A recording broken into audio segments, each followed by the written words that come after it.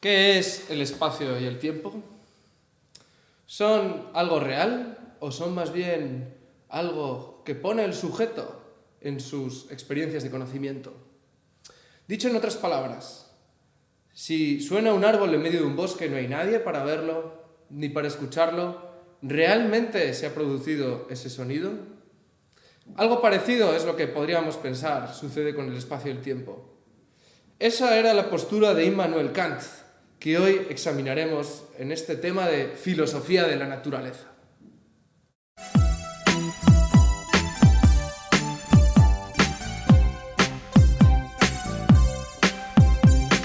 Muchos misterios del espacio y el tiempo, pararse a pensar la materia, el movimiento, que es la energía y las formas de vida, haya una evolución, esto es la revolución.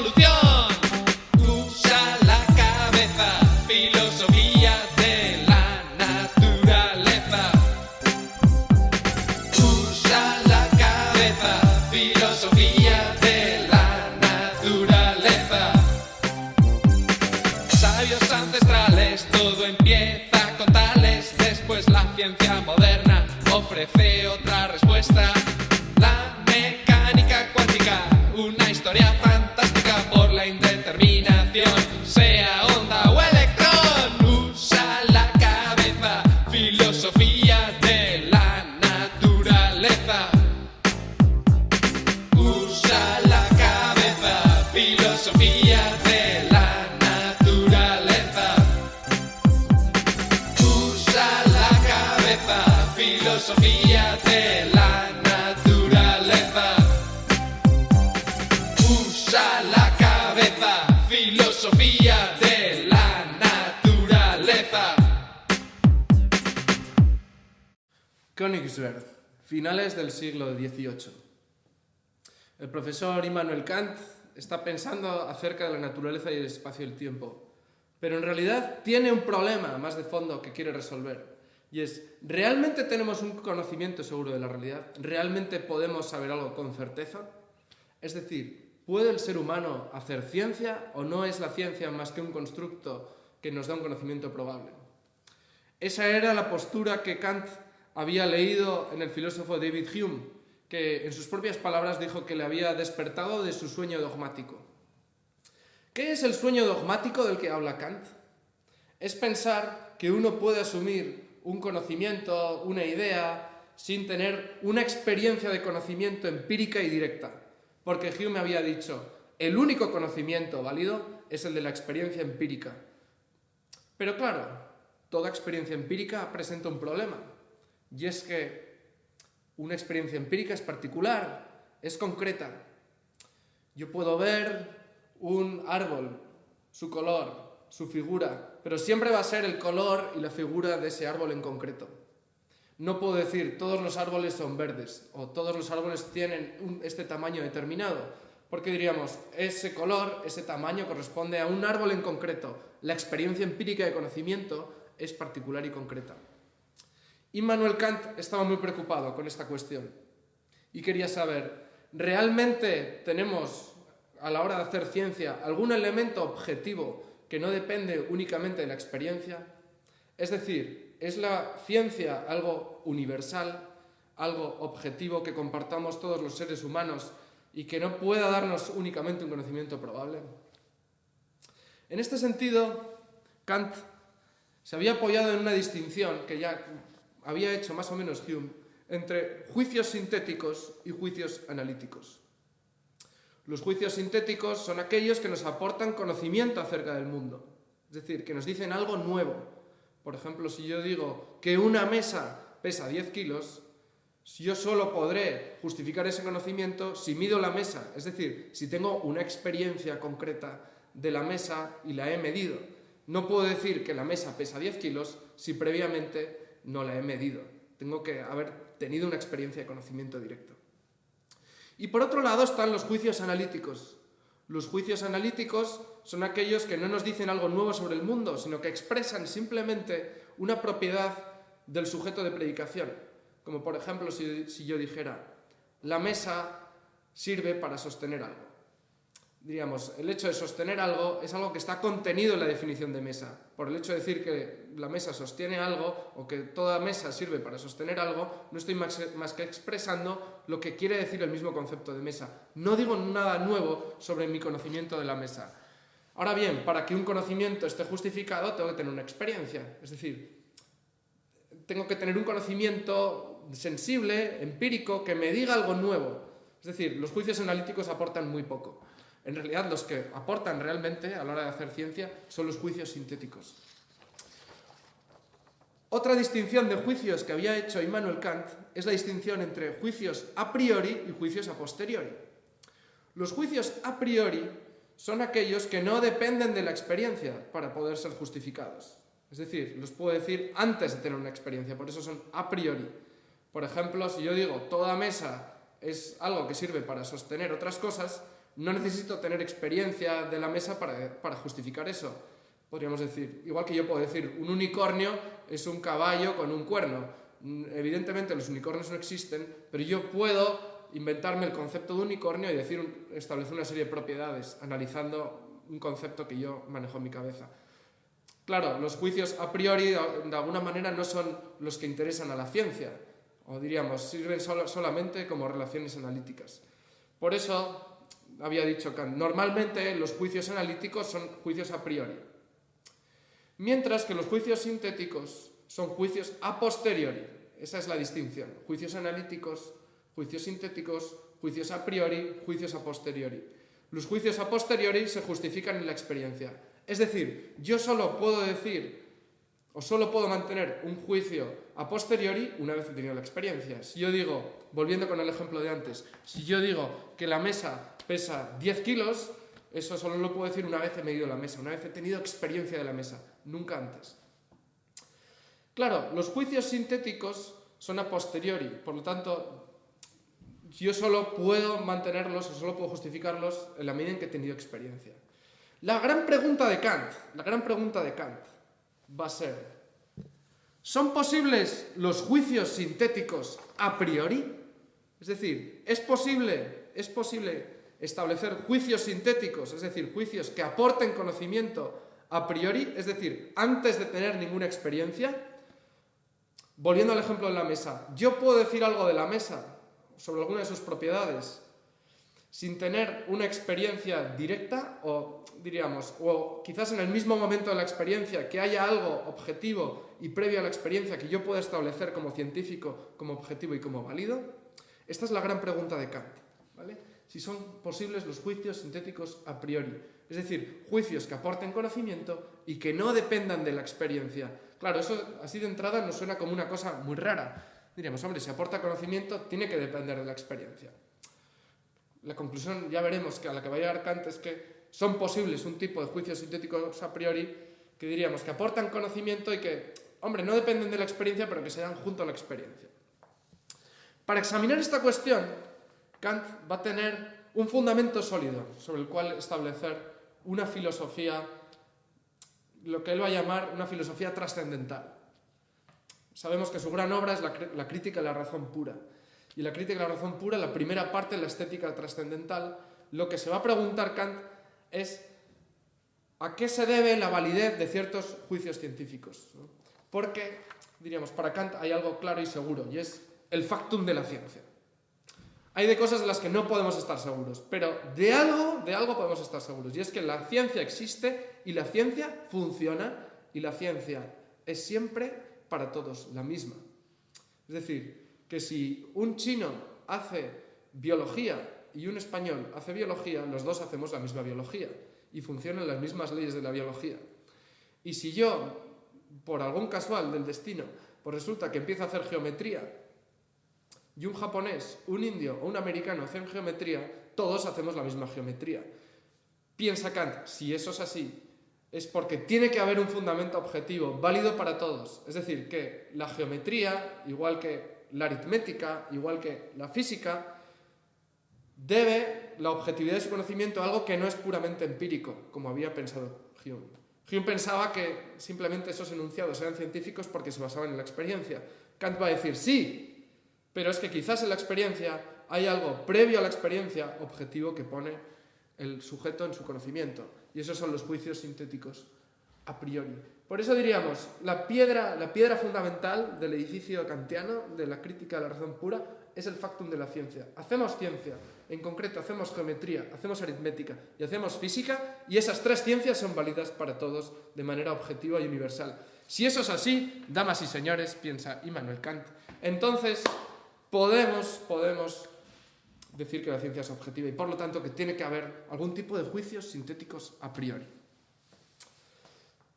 ¿Qué va a hacer Kant en la estética trascendental? En primer lugar, va a examinar cómo son posibles los juicios sintéticos a priori de la geometría.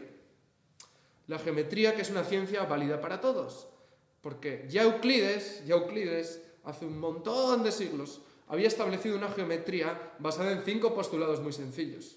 5 postulados que ahora no vamos a desarrollar, los desarrollaremos en otro tema de filosofía de la naturaleza.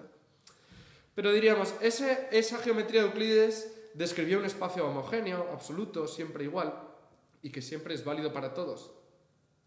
Y piensa Kant, ¿por qué son posibles los juicios sintéticos a priori de la geometría? ¿Por qué podemos hacer geometría y es válido para todos? Y va a pensar Kant, porque en nuestra experiencia de conocimiento, cuando vemos el mundo, el espacio aparece como algo objetivo y homogéneo. Pero, diríamos, no aparece como algo externo o algo que venga de fuera, sino va a pensar Kant, y esta es la solución de Kant, ¿no? La gran idea kantiana. Si esto es así, es porque el sujeto, cuando conoce, pone el espacio en toda experiencia de conocimiento. De alguna manera, cuando nosotros conocemos, eso que conocemos, esa experiencia del mundo, sea la mesa, sea el árbol, sea lo que queramos, lo conocemos de manera espacial. Es decir, yo veo un árbol y lo veo en 3 dimensiones, o veo la mesa y la veo en 3 dimensiones, o veo un perro y lo veo en 3 dimensiones, o estudio una planta y la veo en 3 dimensiones, y son siempre las mismas 3 dimensiones, homogéneas, las mismas para todos. Si eso es así, piensa Kant, dice, es que el espacio no depende de la experiencia empírica de fuera, no depende del árbol, o del perro, o de la silla, sino de una forma de mi sensibilidad que yo pongo en todo conocimiento posible. Dicho de otra manera, el espacio para Kant es la condición de posibilidad de toda experiencia de conocimiento. Y en concreto va a decir, es la forma a priori de la sensibilidad externa. ¿Qué significa que sea una forma a priori de la sensibilidad externa? Que es una forma que está en mi facultad de conocimiento. De modo que yo cuando conozco algo, de alguna manera lo estoy homogeneizando según un espacio que posee mi propia sensibilidad. De modo que yo siempre que conozco algo, lo conozco según un mismo espacio. Y como todos los seres humanos compartimos las mismas facultades de conocimiento, todos vemos el espacio de la misma manera. Es decir, el espacio es igual para todos y por lo tanto todos hacemos la misma geometría. ¿Por qué es válida la geometría de Euclides? Damas y señores, no porque sea una geometría que esté más allá de mi experiencia de conocimiento, sino porque yo, en el momento de conocer, lo espacializo todo según esa geometría, según un mismo espacio absoluto. Y por lo tanto, el espacio es absoluto y homogéneo, no como pensaba Newton, es decir, porque Newton pensaba que estaba como fuera de mí, ¿no? Como si fuese un receptáculo donde Dios hubiese puesto los objetos, sino que ese espacio absoluto está dentro de mí, o está en mi propia sensibilidad formalizando toda experiencia posible de conocimiento. La segunda ciencia que Kant va a examinar y acerca de la cual se va a preguntar cómo son posibles los juicios sintéticos a priori es la aritmética, es decir, la ciencia de los números. Nosotros establecemos relaciones numéricas y esas relaciones numéricas son siempre las mismas para todos. Ya sea un americano, un indio, un africano, un europeo, todos hacemos las mismas matemáticas. 2 más 2 igual a 4. A nadie se le ocurriría pensar que 2 más 2 igual a 5 en un sitio y que esto va a ser distinto, dependiendo del lugar donde nos encontremos o del tiempo. Diríamos, las matemáticas son iguales siempre para todos y no dependen de las circunstancias culturales o geográficas. Ahora bien, si la aritmética es posible, es porque nosotros tenemos la capacidad de contar. Es decir, podemos decir 1, 2, 3, 4. Porque podemos contar, tenemos los números. Si no tuviésemos la capacidad de contar, sería imposible que hubiera números. Y en este sentido diríamos, ¿qué es el 3? El 3 es el número que sigue al 2, que a su vez es el número que sigue al 1. Es decir, porque podemos contar, primero viene uno, después otro, después otro, después otro y después otro, es por lo que podemos establecer una sucesión numérica, de ahí establecer los números y después estudiar las propiedades o las relaciones que se dan entre los números. Y así es como llegamos al descubrimiento de fórmulas, matemáticas que siempre se cumplen, teoremas, etcétera, etcétera. Ahora bien, piensa Kant, si la aritmética es posible, si es una ciencia universal y la misma para todos, es porque todos percibimos a través de un mismo tiempo. Es decir, el tiempo es la condición de posibilidad de la sucesión. Si podemos establecer sucesiones, es porque de alguna manera manejamos una noción de tiempo.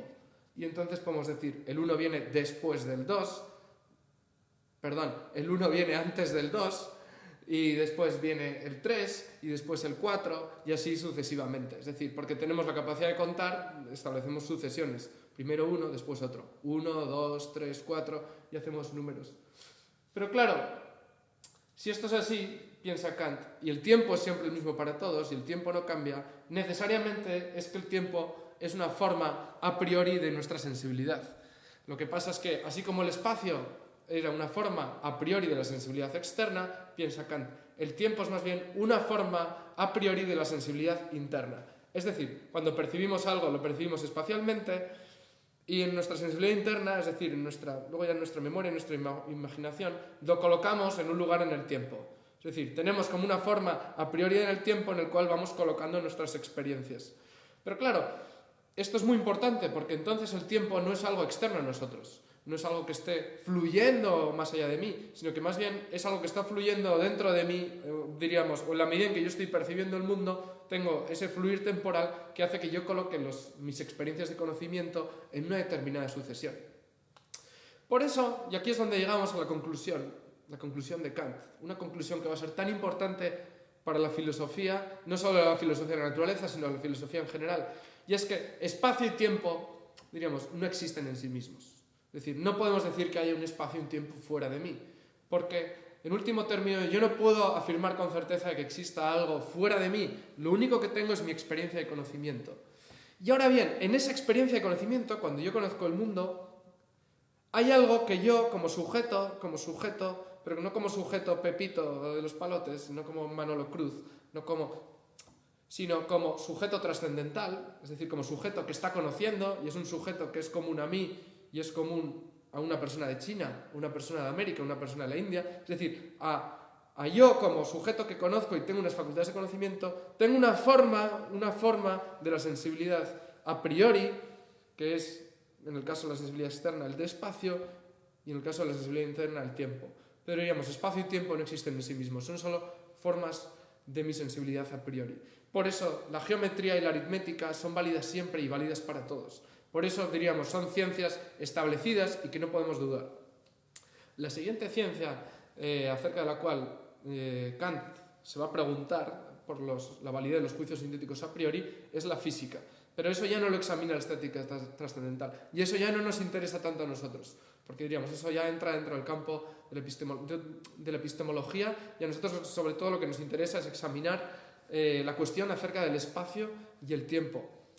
Y diríamos, claro, por compararlo con otros autores, así como espacio y tiempo en Aristóteles, pues iba a pensar, es relativo a los objetos, pero es real porque tiene un fundamento los objetos que son reales, diríamos, aquí espacio y tiempo no son relativos porque es un espacio y tiempo homogéneo, tal como lo pensaba Newton, pero a la vez tampoco es algo real como lo pensaba Newton, sino que depende únicamente de mis facultades de conocimiento. Se parece un poco a la postura de Leibniz. Leibniz decía, espacio y tiempo no son reales, son ideales. Ahora bien, él pensaba, son relativos a las sustancias, ¿no? Eran relativos a las mónadas, que son las sustancias reales. Kant va a decir, no, espacio y tiempo son ideales, es decir, son formas a priori de la sensibilidad, pero tampoco son relativos a las sustancias, es decir, es absoluto, es homogéneo. Por tanto, estamos ante una postura original, una postura tan original que va a marcar un antes y un después en la historia de la filosofía. Y por eso diríamos, va a marcar tanto también la historia de la filosofía de la ciencia. Es decir, si podemos hacer ciencia, quizás es que el sujeto es el que pone algo en su experiencia de conocimiento. El siguiente interrogante que se nos abriría a partir de aquí es si realmente la postura kantiana se puede mantener con los descubrimientos de la ciencia, sobre todo de finales del siglo XIX y principios del XX. Por un lado, tendríamos el desarrollo de las geometrías neuclídeas, es decir, que quizás la geometría en la que se basaba Kant, que estaba basada en un tiempo y un espacio homogéneo, pues es posible hacer otro tipo de geometrías que no sean euclídeas, y eso podría parecer que ponen en entredicho la postura kantiana. Y el descubrimiento de la teoría de la relatividad, especialmente cuando Einstein dice que no hay simultaneidad en el universo, que hay que hay 4 dimensiones, ¿no? Hay un todo de 3 dimensiones y más la temporalidad, que sería o el tiempo, que sería una 4ª dimensión, y que por lo tanto, diríamos, no existe un espacio-tiempo homogéneo y absoluto. Diríamos, también podría parecer que ponen en entredicho la postura kantiana. Sin embargo, y aquí voy a ser breve porque entraríamos en un asunto muy complicado y de una discusión hasta cierto punto erudita, me parece que los descubrimientos científicos no tienen por qué poner en entredicho la postura kantiana. ¿Por qué? Porque, como ya advirtieron algunos neokantianos, pues Nathorp y otros de la escuela, una cosa podría ser decir el espacio y tiempo tal como se da en mi experiencia de conocimiento, y otra cosa es el espacio y tiempo tal como lo puede describir la ciencia. Es decir, que yo, como sujeto de conocimiento, siempre voy a percibir, pues en el caso de un libro, ¿no? Y aquí tengo un libro, pues lo voy a percibir con 3 dimensiones y con un espacio homogéneo y que es el mismo para todos y todos lo vamos a percibir igual, y quizás luego haciendo ciencia yo descubro que quizás ese espacio y tiempo matemático que describe la ciencia pues no se corresponde exactamente con cómo yo lo percibo, pero diríamos, espacio y tiempo seguirían siendo la forma a priori de mi sensibilidad. Es decir, que podríamos decir, yo percibo de manera absoluta y homogénea siempre el mismo espacio y el mismo tiempo, aunque luego quizás la ciencia describe un espacio y tiempo un poco distinto. En ese caso diríamos, lo curioso es que la ciencia llegaría a conocer lo que Kant llama el noúmeno, es decir, lo que está más allá, y de alguna manera sin tener una experiencia como clara de conocimiento. Eso, diríamos, es una cosa súper curiosa que no nos da tiempo aquí a examinar, pero quiero dejarla apuntada. Otra solución podría ser, bueno, quizás el espacio y tiempo no tienen por qué ser absolutos y homogéneos, pero sí se dan siempre como formas a priori de mi sensibilidad, ¿no? Que eso fue lo que algunos otros neokantianos de alguna manera admitieron. Es decir, pues quizás espacio y tiempo pues es más bien lo que describe la teoría de la relatividad de Einstein, pero aunque no sean exactamente como los pensaba Kant, siempre se dan formalizando los fenómenos. Bueno, son cuestiones difíciles, son cuestiones que nos llevarían mucho tiempo y mucho espacio de examinar con atención. Simplemente hemos examinado aquí la postura kantiana y ahora es cuando uno tiene que reflexionar y pensar realmente cuál es la naturaleza del espacio y el tiempo. ¿Son reales o ideales? O quizás la postura kantiana no ha asumido con demasiado optimismo que espacio y tiempo son siempre homogéneos y los mismos para todos. Estas y otras preguntas las examinaremos más adelante al ver otras posturas y analizar otros autores con más detenimiento. La cabeza, filosofía de la naturaleza. Usa la cabeza, filosofía de la naturaleza. Usa la cabeza, filosofía de la naturaleza. Usa la cabeza, filosofía de